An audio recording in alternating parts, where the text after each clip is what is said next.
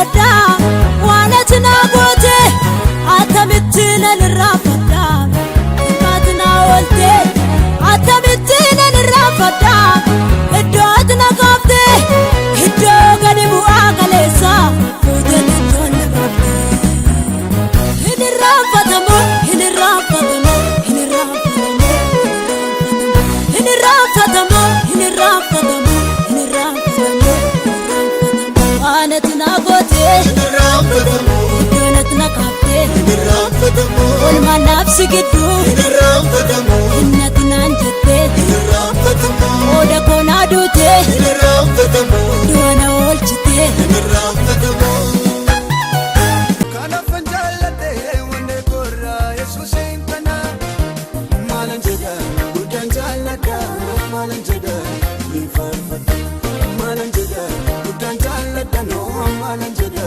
hin faarfadha maalan jedha guddaan jaalladha maalan jedha hin faarfadha kan nama jaallatu tola tola tola tola kan nama jaallatu tola tola tola tola kan nama jaallatu tola tola yesus duwwaadha wali jaalala yesus duwwaadha wali jaalala yesus duwwaadha wali jaalala yesus duwwaadha wali jaalala yesus duwwaadha wali jaalala. Kun TV waldaa kiristiyaanaa warra wangeelaa Oromoo Tirondalaag irraa kan darbudha. Waldaan kiristiyaanaa warra wangeelaa Oromoo Tirondalaag magaalaa Trondheim Noorweetti kan argamtu yeroo taatu waldaan kiristiyaanaa warra wangeelaa akka seera biyyattiitti kan galmoofte fi seeraan kan biyyattii keessatti hojii wangeelaa hojjechaa jirtudha. Labsii wangeelaa irratti karaa barbaachisaa ta'een sagalee waaqayyoo dabarsaa kan jirtu keessaa ishee tokko. Waldaan kiristiyaanaa warra wangeelaa waldoota naannoo jiranii wajjinii waliigaltee kan hojjettu itti dabalata isaas immoo tokkummaa waldootii Oromoo warra Awurooppaatiif miseensa kan taate keessattis qooda fudhattee kan hojjetaa jirtudha. Waldaan kiristiyaanaa warra wangeelaa yeroo hundaa sanbata guddaa waaree booda sa'aatii 14:00 jalqabdee sagantaa waaqeffannaa qabdi. Akkasumas immoo yeroo hundaa sanbata duraa waaree booda kaaftee sagantaa jireenya maatii kiristiyaanaaf adeemsa gaa'elaa kan jedhu qilleensa irraan sagalee waaqayyoo barsiisuudhaan maatii kiristiyaanaatiif jireenya isaaniitiif kan barbaachisu barumsa kennaa kan jirtudha. Sanbata duraa ji'atti al tokko waaree booda sa'aatii 14 jalqabdee soomaaf kadhataan kan waaqayyoon dura dhaabattu yeroo taatu biyya lafaarra kan jiraatan amantootaaf warra rakkatan warra dhiphatan hundumaaf kan kadhattu biyyattiif kan kadhattu waaqayyoo kan kaasee waldaa ishee tokkodha. Haa ta'u iyyuu malee waldaan keenya jajjabinaaf gargaarsa waaqayyootiin irra waggaa 10ffaa ishee fixxee waggaa 11 yeroo jalqabdu yeroo ayyaaneffachuudhaaf qophaa'aa jirtu yeroo ta'u kanaaf qophee irra jirti. Kanaaf fuula duratti konfiraansa adda ta'e tokko qopheessuudhaaf yeroo qophaa'aa jirtutti yeroo ta'u innis fulbaana gaafa 20 amma 22tti konfiraansa qopheeffachaa jirti. Kana irratti waaqayyoon akka nuuf kadhattan isin gaafanna. Dhimma konfiraansichaa ilaalchisee yeroo dhiyootti ibsa waan laannuuf obsaan akka nu dhaggeeffattan namootas akka irratti hirmaachuu danda'aniif isiniif hin goona. Egaan iddoon itti argama keenyaa akka afaan warra Noorweejiyaanitti yookiis iddoon itti argama keenyaa akkana jedha Innaresveen 78 lakkoofsi poostaa 758 Trondheim yeroo ta'u garuu yoo nu barreessuu barbaaddu ta'e immoo Birundaales Grindaa 26 758 Yaaqoob Shilee yookiis immoo karaa iimeela keenyaa nu barreessuu barbaaddan Oromoo churcht@gmail.com yookiis immoo hotmail yoo nu barreessuu barbaaddan immoo eebbaa 15 2010 hotmail.com yoo jettan wanti isin barreessitan yaada keessan hundumaa fudhachuu dandeenya. Gaaffiif deebii yoo qabaattanis karaa kana walii deebisuu dandeenya. Walumaa galatti qindeessaadhaaf ogeessi kaameeraa keenyaa obboleessa keenya Aadam Jaalatoo. Innis Afeedis Stuudiyoo irraa kan nuuf hojjetudha. Waaqayyo waaqa irratti lafa irratti maqaan isaa kan eebbifame ta'u. Waaqayyo sana eebbisu hordofaa.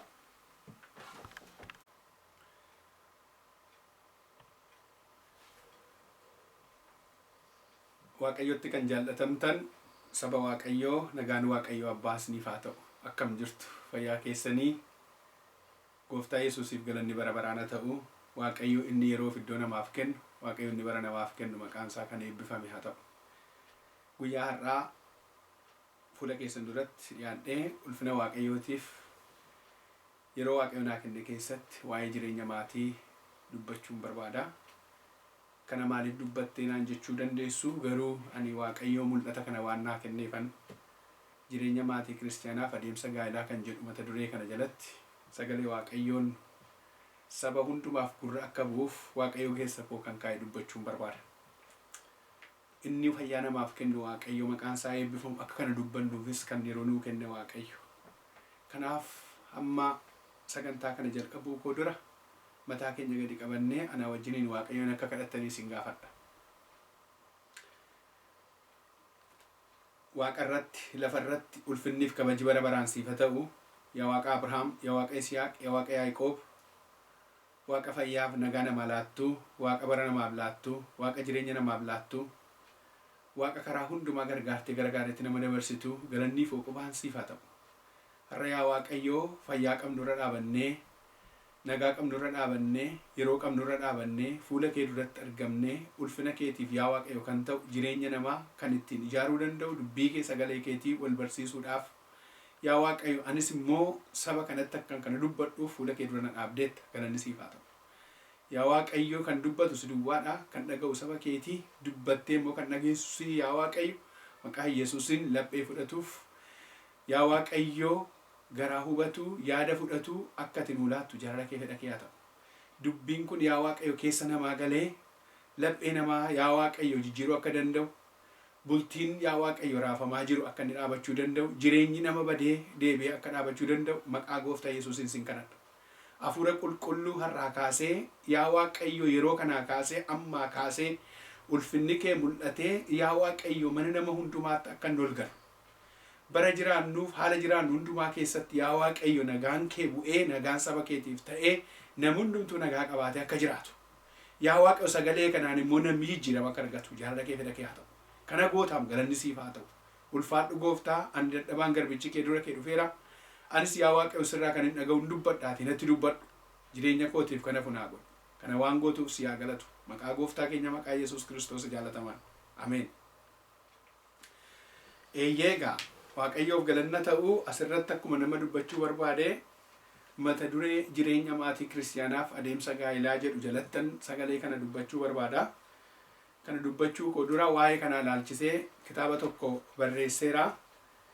Jireenya maatii kiristiyaanaaf adeemsa gaa'elaa kan jedhu barreesseera. Akkuma isin argitan asirratti jireenyi maatii kiristiyaanaadhaa maal fakkaataa, adeemsi gaa'elaa immoo attamitti ta'uu qabaa kan jedhu of keessaa qabaa. Kitaaba kana bakka argitanitti dubbifachuu dandeessu, bitattanii dubbifachuu dandeessu, bakka hundumaa jira.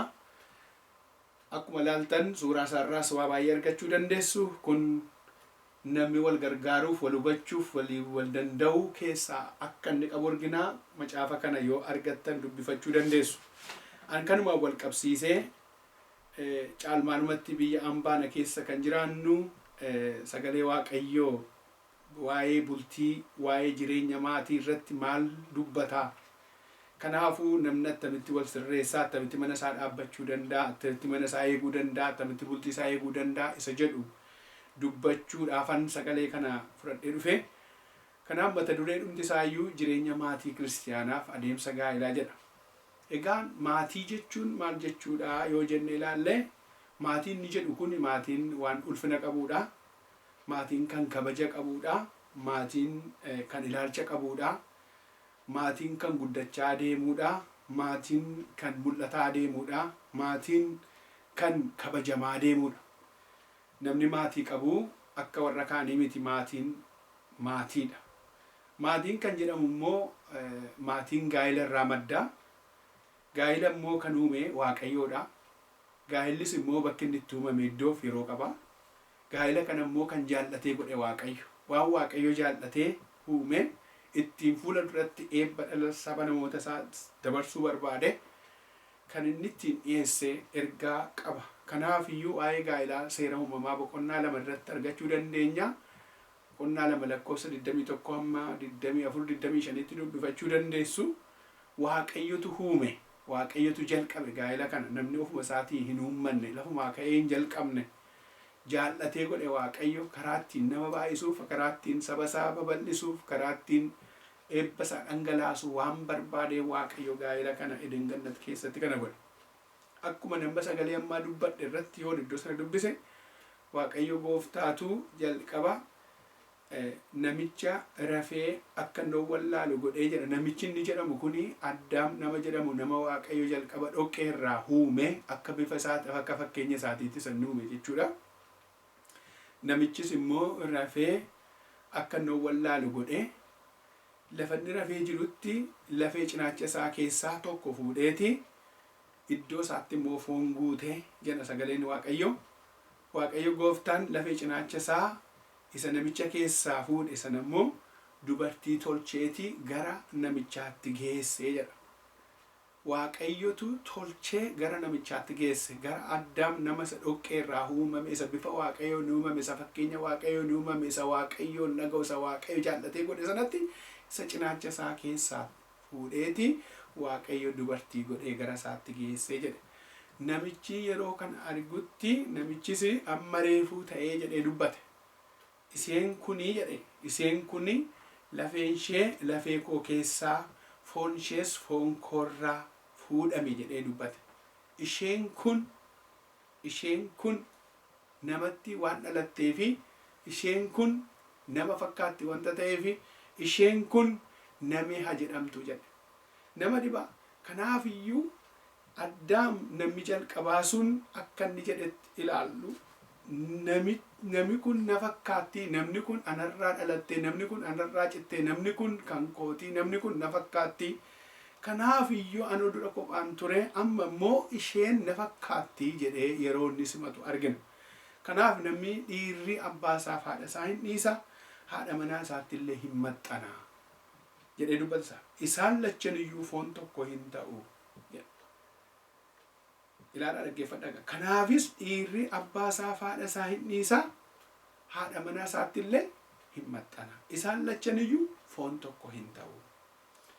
Waaqayyo egaa nama jalqabaa yeroo dhoqqee irraa uumetti akkuma beeknu lammata dhoqqeedhaan noonuu hin barbaanne, waaqayyo lammata dhoqqee sana harkaan qabuu hin barbaanne, namni waaqayyo lammata itti dadhabuu hin barbaanne, namuma sana keessaa kanuma isa fakkaattu namuma kan isaa kan taate keessaa baase. Ilaalaa egaa tolcheeti eega tolchee booddee waan isa fakkaattu gara namicha isa jalqabaa sana Addaamitti geesse jedha. Waaqayyotu godhe. Tolchee, hojjetee, bareechee gara Addaam nama jalqabaa sanatti geesse. Maqaan waaqayyoo kan eebbifame ta'u. Waaqayyoo beekaadha. Beekee hojjeta waaqayyo. Waaqayyo bira dogoggorri hin jiru. Waaqayyo bira wanti hamaan hin jiru. Waaqayyo bira waan gaarii jira. Waaqayyo gaariidha. Gaariitu hojjete waaqayyo. Maqaan waaqayyo kan eebbifamu. Kanaaf iyyuu tolchee kana booddee isa dhoqqee irraa dhandhoone sana isa hojjete sana dubartii godhee geesse. Kanaafiti namichi sun gaafa argu waan tokko jedhe amma reefuu ta'ee jedhe. Hamma reefuu ta'e. Maaliif jedha lakkoofsa 23 irratti akkuma argitan sila kophaasaa ture, sila nama sattaasa'u hin qabu, gadi ba'ee ol lixee waaqayyo duwwaa wajjin haasaa ture. Garasii garana laalee namni ollaan qabu, fira kan biraan qabu, kan isa haasofsiisu hin qabu, garuu waan tokko arge. Kan inni argeenyu isheen nama isa fakkaattu nama jalqabaa ishee arge. Kanaaf iyyuu amma reefuu ta'ee jedhe. Laphee isaatti yaadaa ture jechuudha. Dhiphachaa ture jechuudha. Yaaddaa ture jechuudha. Kophummaan rakkisaa ture jechuudha. Kophaa jiraachuun gaarii akka inni hin taane. ilaala kophaa jiraachuun gaarii akka hin taane addaan baasee waan beekeef laphee isaatti gammadee kana godhe. Maqaan waaqayyoo kan eebbifame ta'u. Kanaaf amma reefuu ta'ee itti gammade jechuudha. Amma reefuu ta'ee hin simate jechuudha. Amma reefuu ta'ee hin fudhate jechuudha. Amma reefuu ta'ee hin jaallate jechuudha. Amma reefuu ta'ee itti gammade jechuudha. Kanaaf iyyuu namni abbaa fi haadha isaa dhiisee haadha manaa isaatti kan inni maxxanuuf sababni isaa waaqayyotu waan walitti isaan hidhe. Kan waaqayyo walitti hidhe immoo eenyu garaa garaan baaseen kan inni jedhee dubbatu kanaaf. Nama waaqayyo walitti hidhe, kan waaqayyo walitti fide, kan waaqayyo waliif kenne, kan waaqayyo wajjina jiraataniif kenne eenyullee garaa garaan baase. Har'a biyyi lafaa kana wallaalee rakkata. Waaqayyo garuu walitti hidheera. Kan waaqayyo walitti hidhe namni garaa gara baasuudhaaf rakkata. Kanaaf irra dubbachuu barbaada. Egaan abbaan manaa haadha manaa egaan jireenyi maatii kiristiyaanaa immoo maalii yoo jennee ilaalle warri kun egaa kiristiyaanota warra waaqayyoon beekan, warra waaqayyoon jiraatan, warra waaqayyoon dhaga'anii jiran, warra waaqayyoon ba'anii galan, warra waaqayyoon dhaggeeffatan, waan jecha waaqayyo warra dhaga'anidha. Ameen. Galanni waaqayyoo haa ta'u. Kanaaf iyyuu warri akkasii kun warra waaqayyoon dhaga'an. Kanaaf jireenyi maatii kiristiyaanaa egaa maaliree jenna. Warra akkasii egaa kiristiyaanota warra Kiristoosiin duukaa bu'an jechuudha. Jireenyi maatii kiristiyaanaa warra Kiristoosiin sodaatanii jiraatan, warra Kiristoosiin dhaga'anii jiraatan, warra Kiristoosiin ba'anii galan, warra Kiristoosiin ulfeessan, warra Kiristoosiif iddoo kennanidha. Jireenyi maatii kiristiyaanaa maal fakkaata? Eenyu isaan immoo abbaa manaaf haadha manaa akkasumas immoo warra waaqayyoo eebbisee ijoollee kenneef isaan maatii jedhamanii waamamu. Maatiin kun immoo maatii kiristiyaanotaati. Warri kun immoo warra waaqayyoo waaqessan, warra gara mana waaqayyoo dhaqan, warra waaqayyoof iddoo kennan, warra waaqayyoon sodaatan, warra waaqayyoon deddeebi'anidha. Ilaadhaa dhaggeeffadhaa. Warri maatii warri kiristiyaana hin ta'inillee kana keessa yoo galtan gammachuu qaba. Warri kiristiyaana hin ta'inillee warri kana hin beekinillee kana beektanii gara sana nagaa qabutti akka dhuftan barbaada.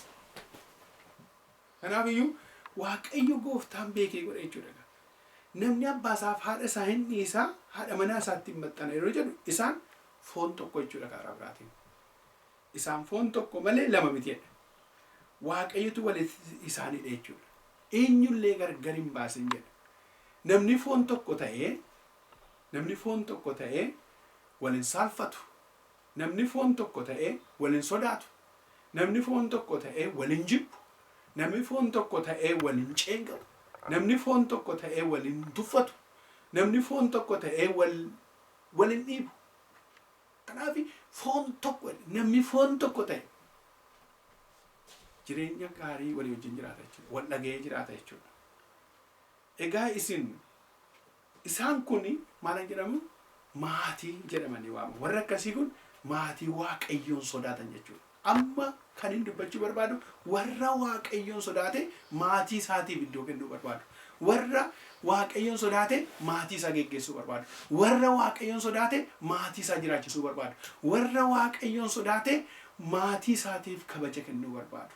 Maatii isaa kunuunsuu barbaadu. Maatii isaa guddisuu barbaadu. Sagalee waaqayyoo deddeebi'ee waan nuti dubbatuuf kan dubbatu. Sababni jireenya keenyaa nuyi eebba ittiin argannu maatii keenya yoo iddoo laanneef waaqayyo iddoo nuuf kenna. Maatiin immoo waaqayyoota namatti kenna. Kanaaf warri waaqayyoon waaqessan maatii waaqayyoo jedhamanii waamamu. Warri waaqayyoon waaqessan warra waaqayyoo wajjin adeeman jechuudha. Kanaaf obboloota koo har'a asirratti wanta dubbachuu godhan. Egaa isin abbaan manaaf haati manaa warri jedhamanii waan warra waaqayyoon sodaatanii mana waaqayyoo keessa deddeebi'an jechuudha.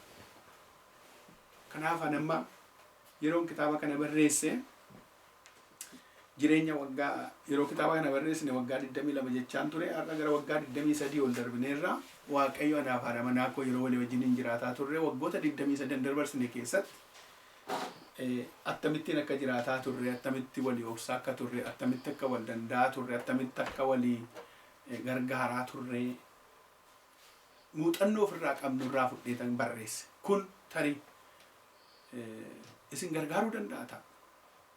Isin gargaaruu danda'a ta'a. Jireenya maatii ijaaruu keessatti bu'aas ni qabaachuu danda'a.